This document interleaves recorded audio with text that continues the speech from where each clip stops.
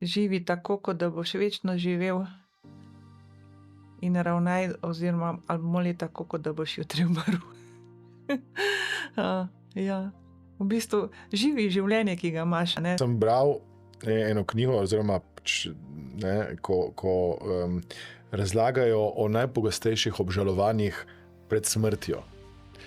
In ljudje, ki imajo ta obžalovanja, ki so pred smrtjo, nimajo več časa to popraviti.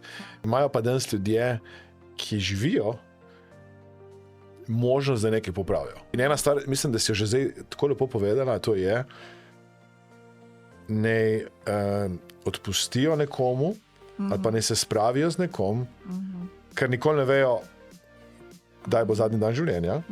In tudi, kako praviš ti, da je v bistvu nekomu olajšajo s tem trpljenje, ki lahko potencialno trpi zaradi tega, ker je neka konfliktna situacija. Sej pravzaprav je veliko primerov, a ne, tudi ko se tik pred smrtjo, a ne, človek prosi za spoved, a ne, da prejme zakramente, in je to res veliko olajšanje, a ne, ali pa bolniško maziljenje tudi, a ne. To v bistvu nekako potem, da lažje prenaša tiste trpljenje, a ne, kar ga doleti, a ne. In ja. Moj stari oče je dostikrat bil namišljen bolnik. In je skozi bil neki bolan in skozi mislil, da bo umrl. Ja. In enkrat je dejansko